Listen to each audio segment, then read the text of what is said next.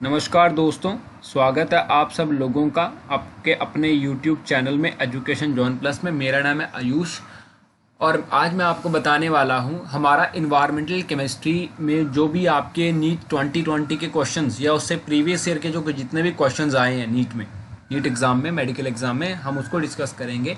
ये specially NEET exam NEET students के लिए, बच्चों के लिए वीडियो है जिसमें उनको इन्वायरमेंटल केमिस्ट्री का वन शॉट में जितने प्रीवियस ईयर क्वेश्चंस आए हैं वो मैं आपको बता रहा हूँ। सबसे पहले मैं आपको एक बार बता दूं, केमिस्ट्री टोटली है आपको, ये जो इन्वायरमेंटल केमिस्ट्री चैप्टर है ये टोटली आपका वही है, थ्योरेटिकल चैप्टर है, तो आपको इसमें लर्न ही करना पड़ेगा, लर्न करके समझना पड़ेगा। पहले समझो फिर लर्न कर लो।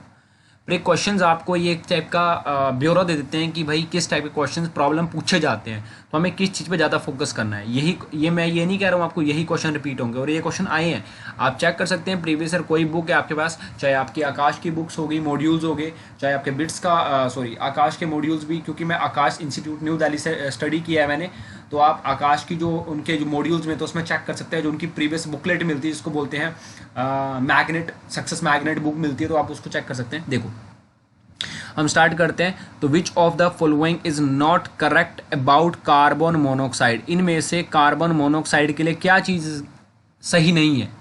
देखो कार्बन मोनोऑक्साइड के लिए क्या चीज़ सही नहीं है। देखो it is produce due to incomplete combustion, बिल्कुल सही। कार्बन मोनोऑक्साइड इनकम्प्लीट कंबशन की वजह से प्रोड्यूस होती है और ये कार्बोक्सिल हीमोग्लोबिन भी बनाती है। It reduce oxygen carrying ability of blood. It reduce oxygen carrying ability of blood. तो इसका जो राइट आंसर है कि भाई क्या नहीं करता है कि जो कार्बोक्सी हीमोग्लोबिन है, कार्बोक्सी हीमोग्लोबिन वो लेस स्टेबल होता है ऑक्सी हीमोग्लोबिन से। ये गलत है, कार्बोक्सी हीमोग्लोबिन लेस नहीं होता, carboxy haemoglobin is more stable then that of oxy haemoglobin.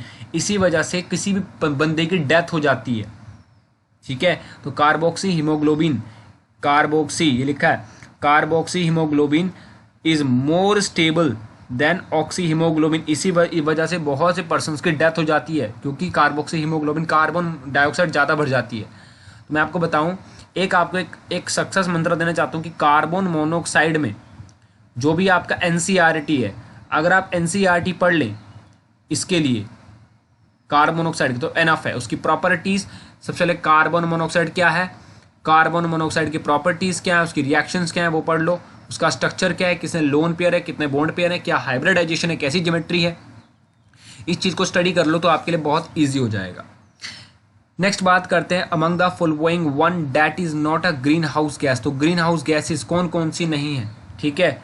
तो among the following that is not a green house gas, इनमें से कौन कौन सी ग्रीन हाउस गैसेज नहीं है, ठीक है। तो अब फर्स्ट ऑप्शन क्या दिया है, फर्स्ट ऑप्शन क्या दिया आपके पास, फर्स्ट ऑप्शन दिया है नाइट्रस ऑक्साइड। क्या दिया है, नाइट्रस ऑक्साइड दिया है।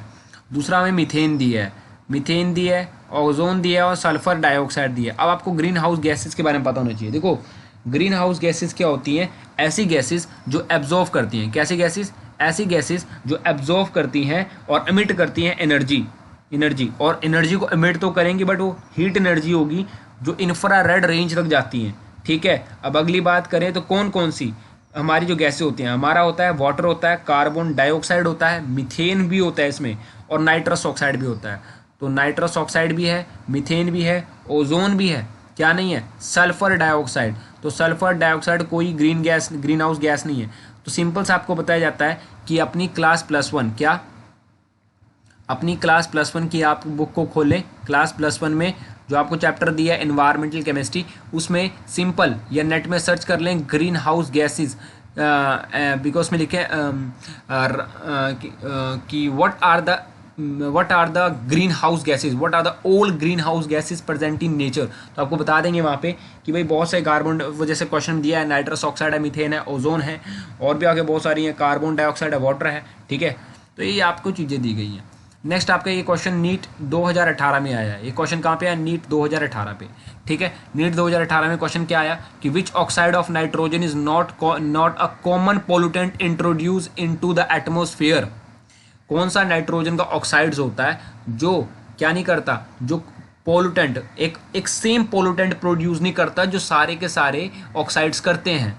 किस वजह से, नेचुरल और ह्यूमन एक्टिविटी से। तो क्या करते हैं, डिफरेंट, देखो मैं आपको पहले ही बोलता हूँ, मेरी वीडियोस आप पहले देखेंगे तो मैं आपको पहले ही बोलता हूँ कि सबसे डिफरेंट चीज़ पूछी जाती है एग्जाम में, चाहे कुछ भी हो, सबसे डिफरेंट जो यूनिकनेस हो, समझ रहे, बहुत यूनिक चीज़ पूछी जाती है। तो यहाँ बताया गया कौन सा ऑक्साइड है, तो इन सब ऑक्साइड्स के बारे में देखो मैं तो आपको बता दूंगा, पर इन ऑक्साइड्स के बारे में आपको टोटल नॉलेज होनी चाहिए। तो मैं जेई के लिए ऐसे ही पढ़ता था कि मुझे इस ऑक्साइड्स के बारे में टोटल नॉलेज तो होनी ही चाहिए, हर ऑक्साइड्स के बारे में। जैसे मुझे पता है N2O नाइट्रोजन पेंटॉक्साइड है, ठीक, नाइट्रोजन नाइट्रिक ऑक्साइड है, ये हमारा इसको बोलते हैं लाफिंग गैस बोलते हैं इसको, ठीक है, ये नाइट्रोजन डाइऑक्साइड है।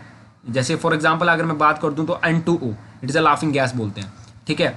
जैसे NO2 it is a brown colour gas बोलते हैं। तो सिंपल आपको पता होना चाहिए कौन चीज़ क्या होती है, ठीक है। अब देखो, अब इसमें से क्या कहा कि कौन सा कॉमन पोल्यूटेंट नहीं करता, तो N2O, क्योंकि N2O क्या नहीं करता, N2O occur natural in environment, क्योंकि इन्वायरमेंट में अकर होता है। ऑटोमोबाइल इंजन में ये बर्न होती है नाइट्रोजन के साथ और ऑक्सीजन के साथ, तो डाई नाइट्रोजन डाई ऑक्सीजन, और ये में NO और NO2। अब समझना, तो मेन याद रखना है कि सारे नाइट्रोजन के ऑक्साइड्स में से कौन सा एक ऐसा ऑक्साइड है जो ईजिली कॉमन पोल्यूटेंट प्रोड्यूस नहीं करता, तो वो N2O जिसको बोलते हैं लाफिंग गैस, ठीक है। नेक्स्ट है 2018 का क्वेश्चन बताया, 2017 का नीट का क्वेश्चन क्या है, सिंपल क्या आता है कि कौन सा इसमें से सिंक फॉर कार्बन डाइऑक्साइड, तो कौन सा एक सिंक फॉर कार्बन डाइऑक्साइड है, तो वो है हीमोग्लोबिन। क्यों है हीमोग्लोबिन, क्योंकि micro organism present in the soil, क्योंकि जो माइक्रो ऑर्गेनिजम्स है वो सोइल में प्रेजेंट होते हैं जो कंज्यूम करते हैं एटमॉस्फेरिक कार्बन मोनोक्साइड्स को। और जो हीमोग्लोबिन होता है, हीमोग्लोबिन की बहुत ज़्यादा एफिनिटी होती है कार्बन मोनोक्साइड से, और वो कंबाइन करते हैं कार्बन मोनोक्साइड से जो फॉर्म करता है कार्बोक्सी हीमोग्लोबिन। तो सिंपल सी बात कहें कि sink for carbon monoxide is a haemoglobin. अगला हम बात करते हैं, which one of the following is not a common pollutant for photochemical smoke, तो कौन सा एक कॉमन पोल्यूटेंट नहीं होता फोटोकेमिकल स्मोक के लिए, तो फोटोकेमिकल स्मोक के लिए कॉमन पोल्यूटेंट क्या नहीं होता, सारे ओजोन भी होता है, एक्रोलेन भी होता है, पैक्रो एक्री पर ऑक्सीटाइल एसिटाइल नाइट्रेट, क्लोरोफ्लोरोकार्बन नहीं होता। अगर आप चाह रहे हैं कि मैं आपको अपनी जेई के नोट्स जो हमारी सक्सेस मैग्नेट की जो बुक है उसमें आपको इंपॉर्टेंट फॉर्मूलाज दूं, और उसमें मेन जो चीज़ें हमें दी जाती हैं लास्ट रिवीजन की दी थी मेरे उन्हें बुकलेट्स, तो अगर वो दें तो आप मुझे कमेंट कर सकते हैं, मैं वो भी आपको प्रोवाइड करा दूंगा, ठीक है फ्रेंड्स। नीट 2014 के क्वेश्चन थे। नेक्स्ट है, विच one of the following statement regarded photochemical smoke is not correct, photochemical smoke के बारे में कोई एक स्टेटमेंट गलत है, कौन सी स्टेटमेंट गलत है, देखो फोटोकेमिकल स्मोक के बारे में carbon monoxide does not play an important role in photo, बिल्कुल सही, कार्बन मोनोक्साइड क्या है, carbon monoxide does not play important role in photochemical smoke. भैया कार्बन मोनोक्साइड, बिल्कुल सही पॉइंट है कि कार्बन मोनोक्साइड का कोई भी इंपॉर्टेंट रोल नहीं है फोटोकेमिकल स्मोक में, बिल्कुल सही। दूसरा कहते हैं स्मोक, फोटोकेमिकल स्मोक को ऑक्सीडाइजिंग स्मोक भी हम बिल्कुल कहते हैं, और जैसे ही हम दूसरा वाला स्मोक होता है उसको रिड्यूसिंग स्मोक कहते हैं।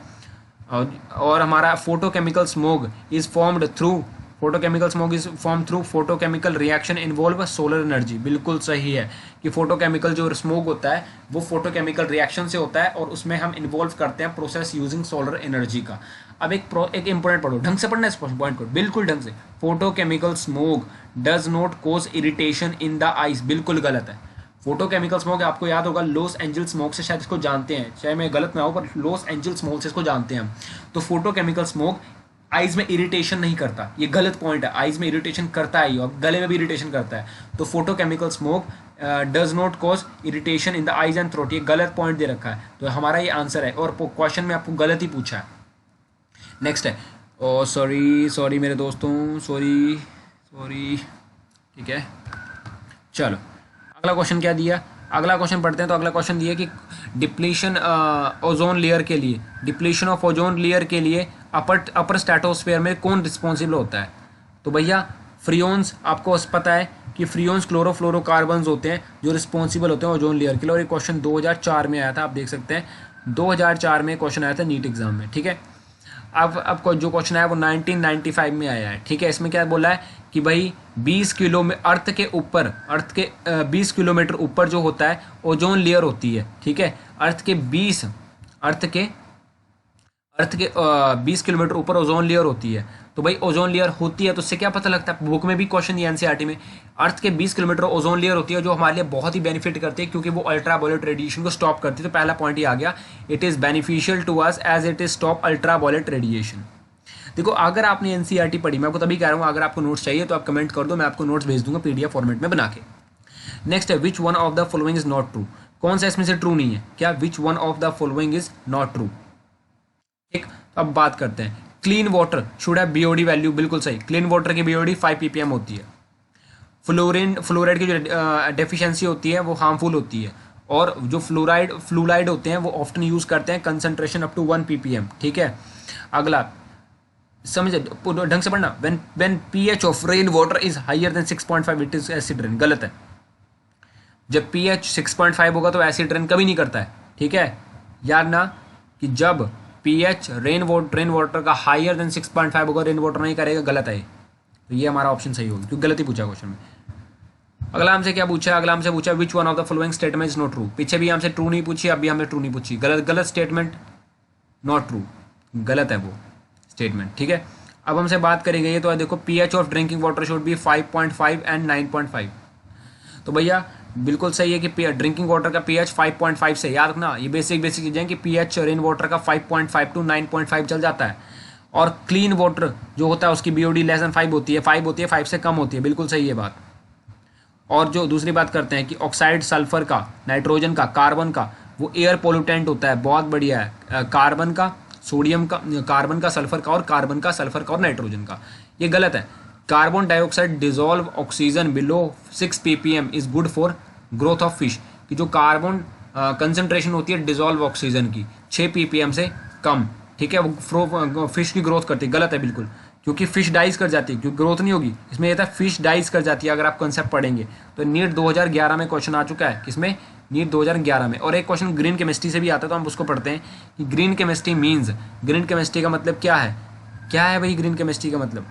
ग्रीन केमिस्ट्री का मतलब है कि ये study the reactions in plants are related to depletion of ozone layer, reduce and production of, क्या करता है, reduce and production of hazardous chemical, तो यही करता है green chemistry, production of chemicals in day life by reactions and process which neither use toxic chemicals, जो chemical toxic नहीं use करते, तो which use and produce hazardous chemicals, तो ये क्या है, प्रोड्यूस कलर रिएक्शंस, या इन दोनों में से कोई एक है। मैं आपको टोटली नहीं बता रहा हूँ क्योंकि हमारे दिमाग से भी एक्सकेप हो जाता है, क्योंकि हमें 2 साल हो गए हैं कोचिंग लिए हुए। पर ग्रीन केमिस्ट्री में टोटली ये है कि रिड्यूस द यूज। 1 मिनट रुको, चलो मैं आपको बता ही देता हूँ, 1 मिनट रुकना आप, मैं आपको अपनी जो जेई बुकलेट है उसमें आपको निकाल के बताता हूँ। 1 मिनट 1 मिनट।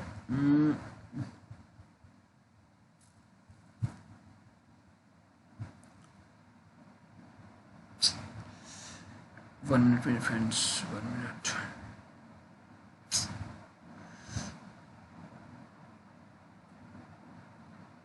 यस, हमारा फर्स्ट सही था, मैं जो आपको बता रहा था, क्योंकि ऐसा होता है ना कि आपको गलत इन्फॉर्मेशन नहीं जानी चाहिए आपके पास। अगर गलत इन्फॉर्मेशन आपने वही पढ़ ली और वही क्वेश्चन रिपीट शायद हो जाता है कभी कभार नीट में, तो वैसे होते नहीं नीट में, पर अगर हो जाता है तो थोड़ी प्रॉब्लम पड़ेगी। फिर आपने बोला ये दिया है, फिर कई बार होता है कि बंदे कमेंट्स में गालियाँ, बच्चे स्टूडेंट्स, क्योंकि उनका भी मनोस्वभाव सही है, क्योंकि अगर कोई बंदा गलत बता रहा है तो आप उसको गलत लिखें, क्योंकि कोई बंदा गलत इन्फॉर्मेशन दे रहा है तो वो आपके लिए, क्योंकि यूट्यूब में बहुत सी वीडियोज़ पड़ी हैं, अगर आपका गलत इन्फॉर्मेशन पहुँच रही है तो आप फिर गलत ही लिखेंगे आगे, और आप लॉन्ग टाइम के गलत है। ठीक है, तो कई बच्चे तो एक मार्क्स सिलेक्शन में रह जाते हैं। ठीक है, तो रिड्यूस करता है, reduce and harsh chemicals, reduce कम करता है। ठीक है, thank you friend for watching this video. अगर आप चैनल पे नए हैं तो चैनल को सब्सक्राइब करें, वीडियोस को लाइक करें। Thank you.